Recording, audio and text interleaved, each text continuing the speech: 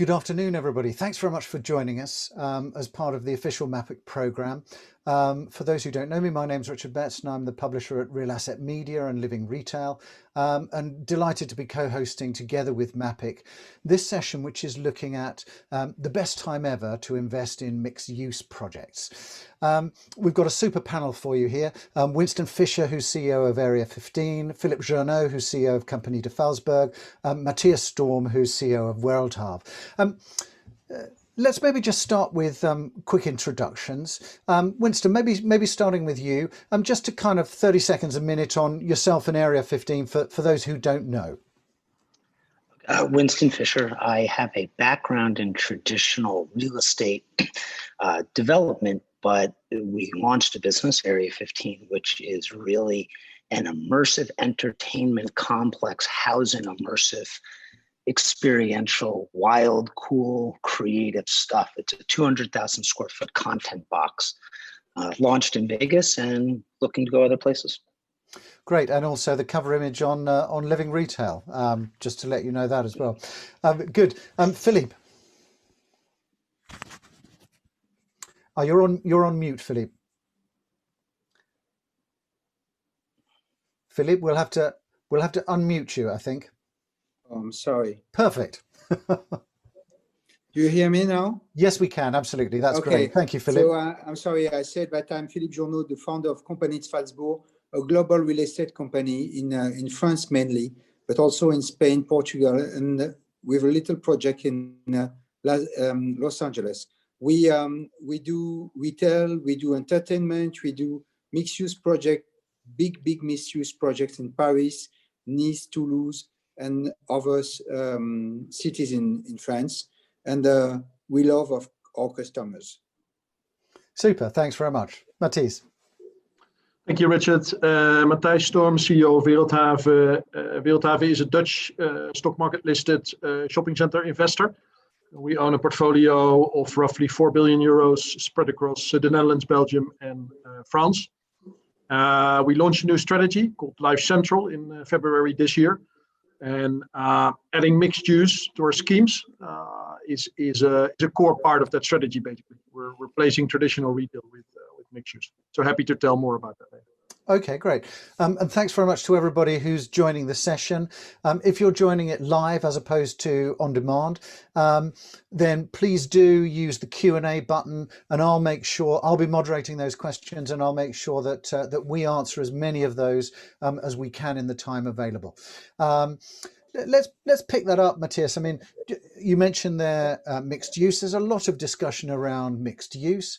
So I suppose, what are you doing in terms of integrating that into your, into your centres, and how much of a change has there been in terms of, I guess, the strategy for the company? Sure.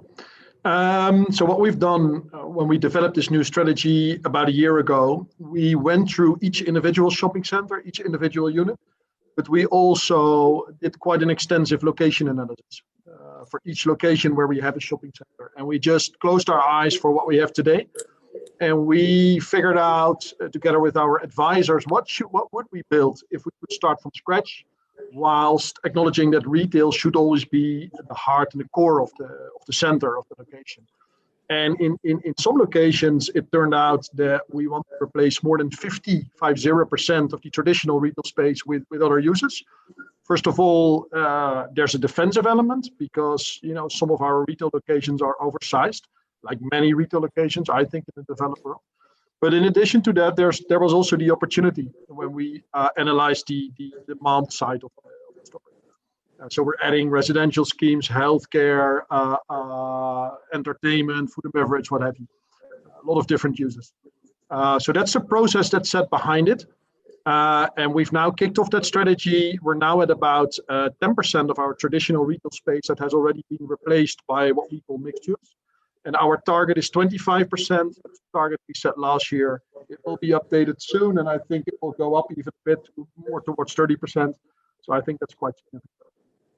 And I like your green background, by the way, Matthijs, as well. I believe that's a celebration of something. So it's a celebration of 5 GRESB stars. I'm actually announcing that already before the press release, but I'm happy to make that public here.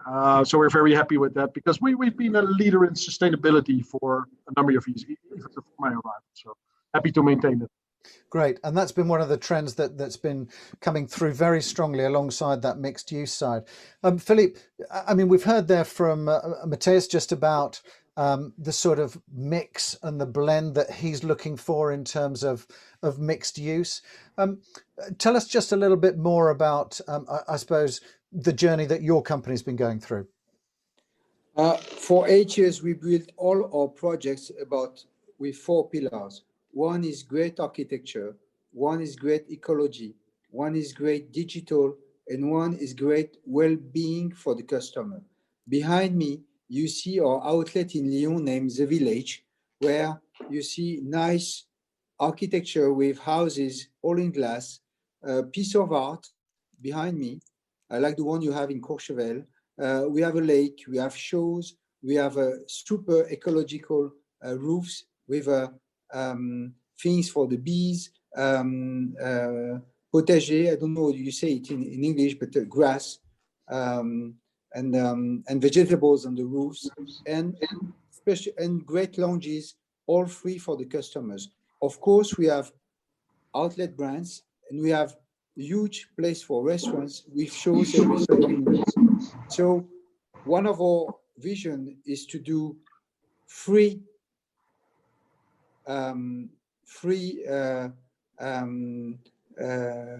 well-being for the customer. I mean, it's very nice to have entertainment. It's very nice to have free experiences, but it costs. And what we know is that in Europe, especially, the people have less and less money to spend. So we make it free, and if they like it, for example, we have a restaurant special for the kids. Only for the kids. We have this kind of things, and we try to do the very best experience for our customers. And once we have the very best experience, they come back in our places. This outlet has been had got the MAPIC award 2 years ago in 2018, and it's huge success in France. It came directly second behind La Vallée Village. So it shows that when you create something new with taking care of your customer, and with, of course, shops, because we should not forget the retail. The people come in our places for the retail. So we have to do a good experience for the people. And once the experience is good, they come back to us.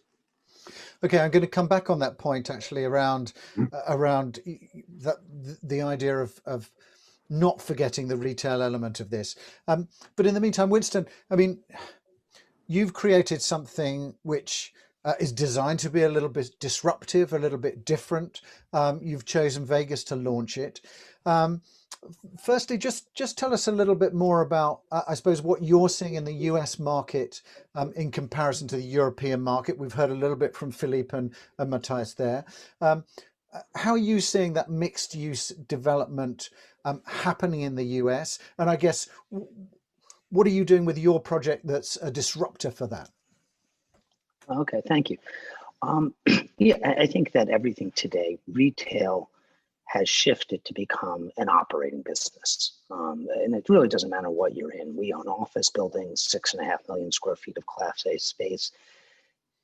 We have to outfit our guards. Now they're concierge. They wear, they were Barney suits. Unfortunately, they went bankrupt. We think about the amenities. How do we develop emotional connection? How do you develop services that actually meet the needs of your clients? And in this case, it's whether it's helping them recruit or just the facilities manager, green, etc. Same thing in our residential portfolio, right? You're almost running a hospitality company at this point to really have success.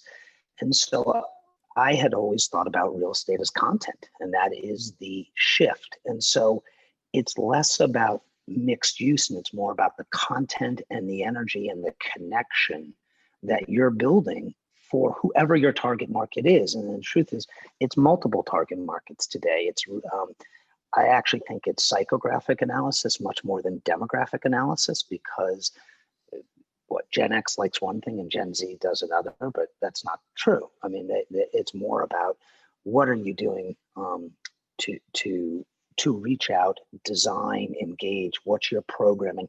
How does your design and programming actually connect with each other in the early stages, so that you have it becomes seamless and thorough. I think that's everywhere, to be honest. And we've seen, in Vegas, we launched this. We own 86 acres. It's part of a master plan, but this was the first vacant parcel of land. What really happened was we're looking at the decline in retail, and we said it's people want to still gather. That's not dead.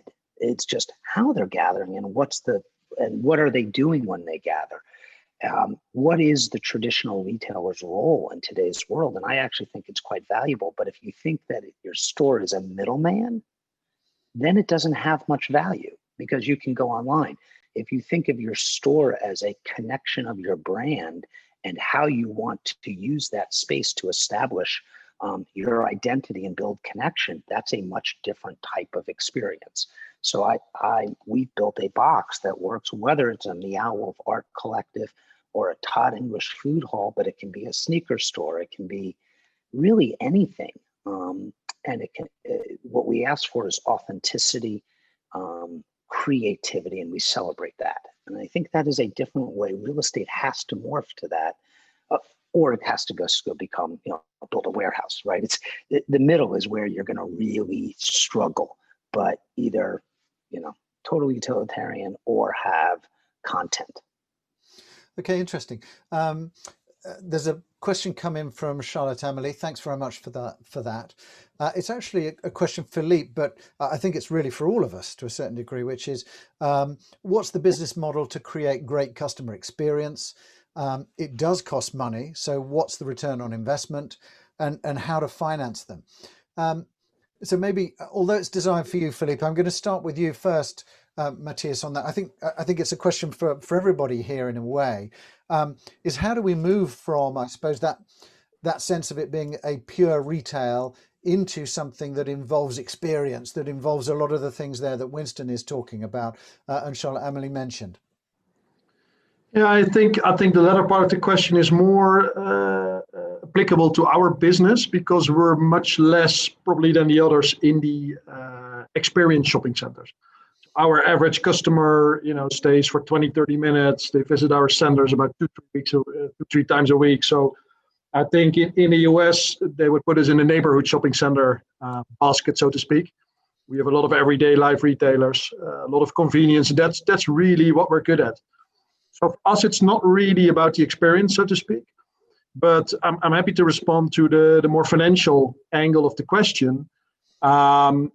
I think when you transform retail anywhere across the developed world, it's typically a challenge in terms of numbers, because retail is typically the use. If you could build retail in the past, you built retail because it's of highest value. It's the most productive type of real estate in many locations. And that in itself is a challenge for transformation and returns. And this is something that we continue to amplify. This is the reason why I joined this company.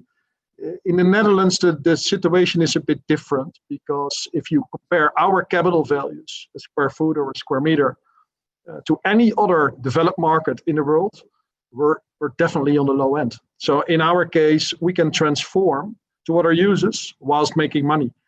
And in my previous business, I invested in shopping center companies across the world. I know the numbers. For 9 out of 10, it doesn't make sense, unfortunately. So the values have to come down for them first. And that is a differentiating factor for us. The second part that I'd like to amplify is urban, densely populated locations. Many traditional malls have been built outside the city borders, sometimes even in the middle of nowhere. And that limits your opportunities for mixed use. And here the Netherlands and Belgium are different, because shopping center schemes have been built within the cities. So there are a lot of opportunities to go for resi or office or healthcare or what have you. So those are two really important elements to us. Experience is less important to us. Okay, good.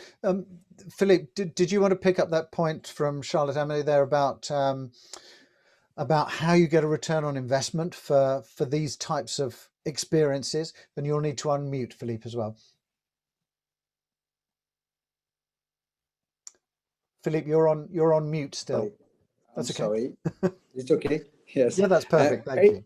8 years ago, when we opened our very first experience center named L'Atoll in Angers, everybody in the business said that we were crazy.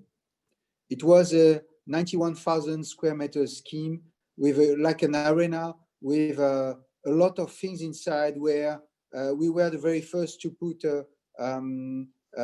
electric energy for the cars. We were the very first to put electric shuttles everywhere, and so on.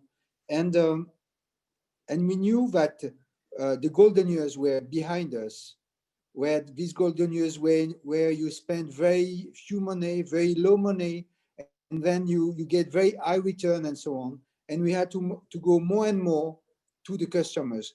Last time we wanted to put some to change something. We bought a site to Vastnet 8 years ago. At the end, we thought we would implement with new retail and new leisure on that. But at the end of the day, we crushed it. We had to crush it, and we built it from scratch. So of course it cost, but we are in this business, and so we don't have chance. But I want to tell you something. Matthijs said that most of the schemes were built in the middle of nowhere, but the city is coming. And with the city, you have the opportunities to transform parts of parking or dead mall or anything in housing, in a mixed-use project, in like a new centrality. Because don't forget something, that 80% of human beings live in cities, and 80% of the cities are suburbs. So we create new centralities. And it's true that at the very beginning, when Auchan, Carrefour, and these kind of people went outside of the cities, they were really outside, but now they are in the cities.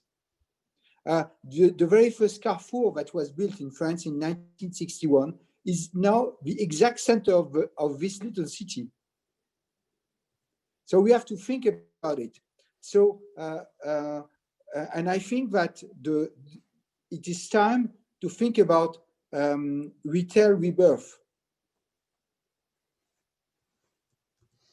And this rebirth will be with experience schemes, like the one of Winston, but others too. But we have first of all to think about the customer, the good moment for the customer.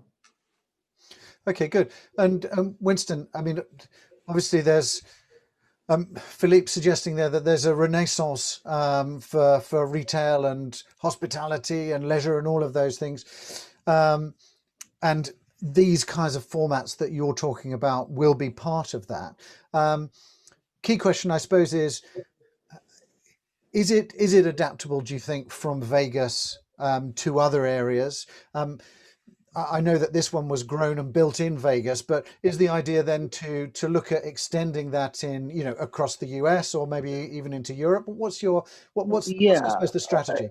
I mean, this is a regional shop, a regional experience center, and it works in people want wonder, people want excitement, people want social gathering and connection everywhere. We've actually been looking at a site in Europe. We feel that this can be, frankly, all over the world. But it's about building a place and curating. It's not just building, curating a place that actually is dynamic, that allows people. The place in and of itself drives the traffic, and then you have a series of, whether it's traditional retail or experiential or events, all driving traffic and bringing people together. And so that works everywhere. I see no difference between somebody wanting something cool, dynamic, exciting in Santa Fe, Indianapolis, Manchester, England, or Las Vegas. It doesn't change. And I think one of the things for real estate, and it goes a little bit back to the question before, is there's a series of why are people coming and how do you mine that traffic? And so you need to do things that get people to come, know your audience, know your customer. But as real estate operators, you then actually are going to have businesses that take advantage of that. And so that's how you make profit. I mean, the truth is, only in real estate do we think a 6% return is really great. I mean, that's like, we get excited. Things really, when you start looking at how you mine traffic, you're talking 40, 50, 60% EBITDA margins. And that's where you start to make that's how you put the frosting over the experience. And if you own that frosting, it is actually quite lucrative, and it gives you the chance. Hopefully, I'd like to think or partner with the right people who know what your customers want and drive engagement, and how you get them to share about it is also really important. So I'm very optimistic, frankly, about retail, social gathering, mixed use. You just don't focus on what was, because that doesn't work. Anything successful in the 21st century focuses on the future and ignores the past. I mean, there's principles, but you need to actually don't try to fix it, reinvent it. And I know that scares a lot of people, but that is where the value rests and how you're going to make money. Okay, good. I've got a number of questions coming in, and I'm going to try and deal with them in the remaining time that we've got left. So we're going to have to be really efficient, guys, which is good. I'm just going to put a couple of these in, and then feel free to take them on board. Thank you, Gul, for this one. What's the most crucial space that you believe is lacking now, retail, F&B, leisure, entertainment, experience, wellness, to focus on in mixed use projects from now on? So I suppose, what do we think is the thing that most people are going to be looking for businesses and communities? Where should we focus? That's one question. We've got another one, which is, what does the next few years of entertainment experience in mixed use spaces look like? Considering that the next few years will be with COVID-19, maybe gathering people together for profit may not be a favorable action in the future. Couple of ones there, and we've got this one also, which is from Francesco. Thank you, Francesco, for that. Do you think it'll be easy in the near future for mixed use projects to be financed by institutional investors because there's no unique dominating model leading the way? So that's an interesting one, which is in terms of financing. Obviously, before, people used to finance if it was logistics, or if it was mainly office, or if it was mainly retail. But in this new mixed use element, how easy is that? Is that a challenge, Matthijs? We're not using secured financing, only unsecured. So there's and as a company, as Wereldhave, we're the oldest Dutch property company. We've been in all property types in a lot of different countries in the world. So we have experience with a lot of different things. So for our financing structure, nothing really changes. We will finance it the same way, unsecured, holding level, as we've done before. So that's not really different. Maybe also a quick answer, Richard, as I'm speaking now anyway, to the question, where's your preference within mixed use? For us, it's really F&B and residential. So F&B, of course, is tricky at the moment because of the health situation, but there will be a day that these operators will expand again. That is low-hanging fruit, at least still in the Dutch and Belgian markets. I don't know about other markets. And residential is a huge opportunity after what happened to house prices and given the locations where we are. So we're really pushing that with a lot of big schemes that we have already announced and will announce. Okay, good. Philippe, what did you want to pick up on? So I wanted to say that what said Winston was very accurate. We have to think about the future, and the past is the past. So we have to move forward. We have to create fantastic places. We are trying to create a couple of ones. For example, in the Côte d'Azur, in Sofia Antipolis, we're building a scheme with 100,000 square meters with retail, leisure, lake, offices, hotels, like a small arena and so on. So think about the future. But it's true that when you are on to answer about the financial question, it's true that we are a good listed not non-listed but good financial companies, so we don't have problems. But for the people who want to create a new scheme with only leisure, with secured financing, it's more and more hard, because you don't have, as long as you don't have big groups in front of you, the signature of the people who sign with you is very important. So it's not important for Matthijs, it's not important for us, but for the people who try to launch new things, it's very tough. Okay, good. I'm going to come to that in a second. There's one last one whilst I've got you here, Philippe, as well, from Hansa. Thank you for this, which is, would you be prepared to invest in tools to take advantage of AI, and I suppose prop tech from that point of view, on customer data flows? How do you see the future in terms of using, I suppose, technology and artificial intelligence? Big topic, and I'm going to give you 15 seconds, Philippe, I'm afraid. Too short, really too short. But we put captors for 8 years everywhere, so we have a lot of data about our customers. But you have to know that, for example, we built the very first phygital outlet in the world, because this outlet in Lyon is also a digital outlet.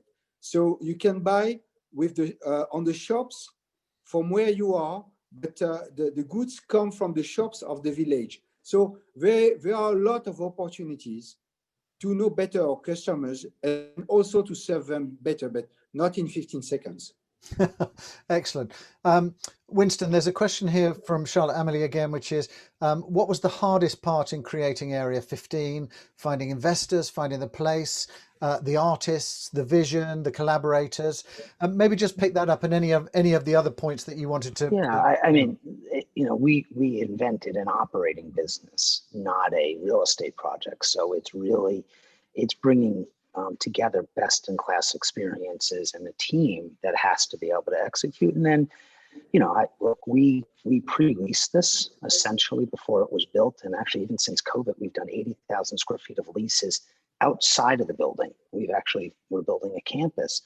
And so, you know, you have to sell a vision that you know, now I can walk people through. So I think that was the articulating and convincing people that you could execute.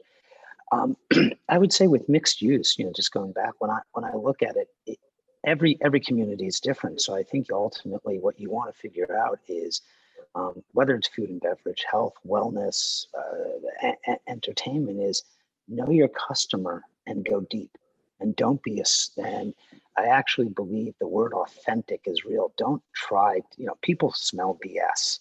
So if you're going to do something, be committed to doing something and not scared. I say the riskiest thing you can do is what everybody else is doing today. The least risky thing you can do is unique and something that will actually garner attention. And so don't copy, don't follow. And it's important. If you're interested, for me, a mixed use project, I always say that is the Villages down in Florida. Most people don't know it. It's a 55 plus community. Homes, they have, I think, I don't even know how many clubs they have. That's an amazing community. That's really interesting mixed use. And you look at how stuff sprung up around it. And I think there's a lot of lessons you can learn from stuff like that. So I would encourage everybody, we do. Another place to look at, frankly, is cruise ships. You think about how they design stuff. They have to create these self-contained communities that fire on all levels, whether it's food, entertainment. So your inspiration and what's successful you're going to build what you're building for your area. Just go deep. Great, and thanks very much to MAPIC, because we're getting so many questions in. They've given us an additional 5 minutes, but we are not allowed more than that. So we've got 5 minutes left. There's one here from Yassir. Thanks for that. Big anchor brands have lots of difficulties, and maybe, you know, a lot of those are having problems.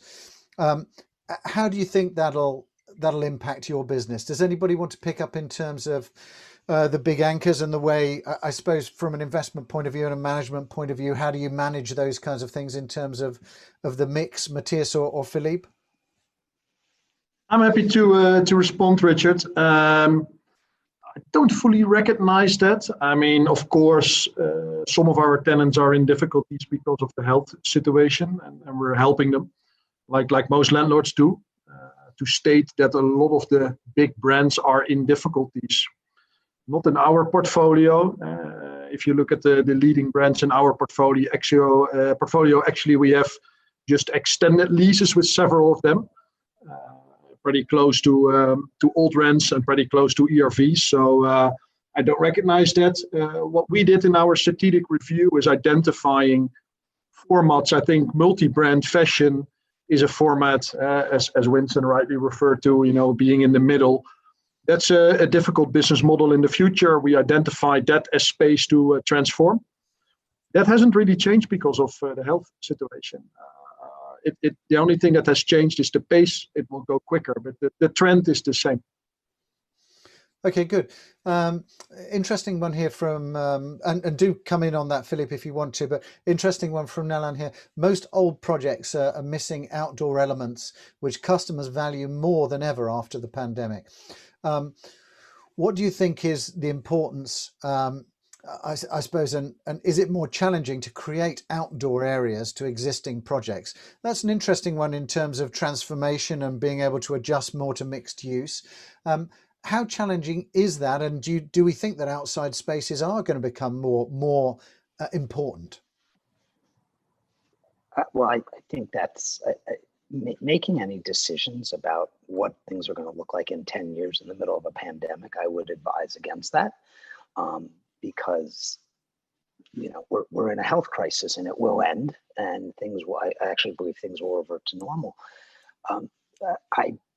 Where appropriate, outdoor space is wonderful.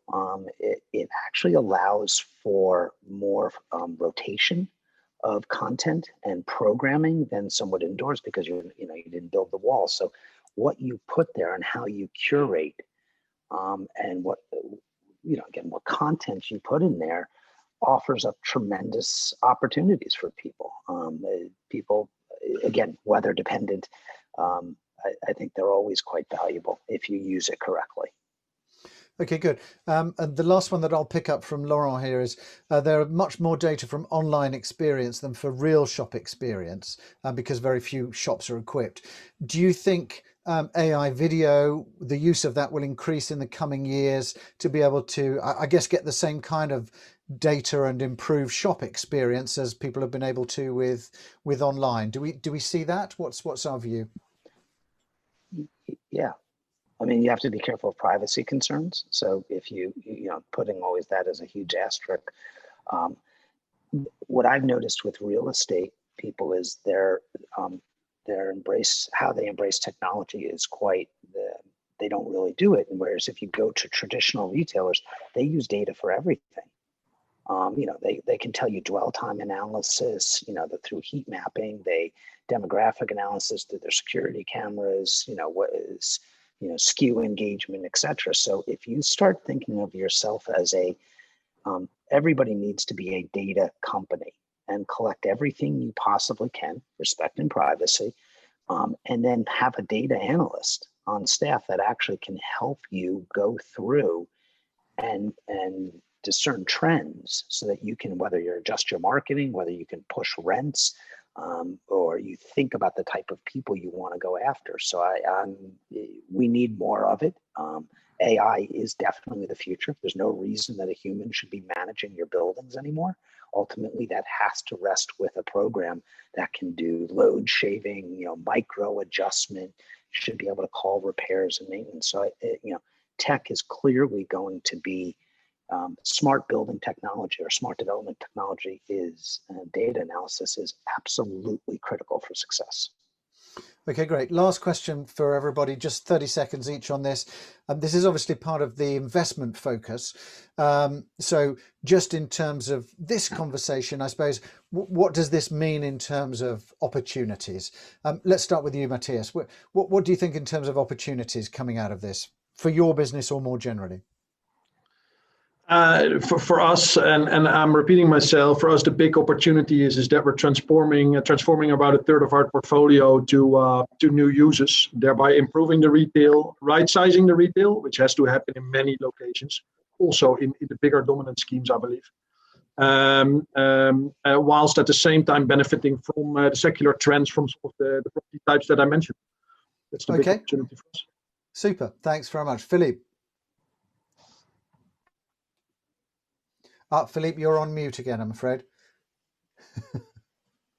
Just because I don't want to interrupt everybody. So for us, the opportunity will be to buy old schemes, to crash them, and to bring new scheme for the 5, 10, 20 years. Perfect. Winston. Yeah, I mean, we're looking around. I mean, we think there's opportunities to, whether it's expand Area 15. We have a whole mezz lending platform.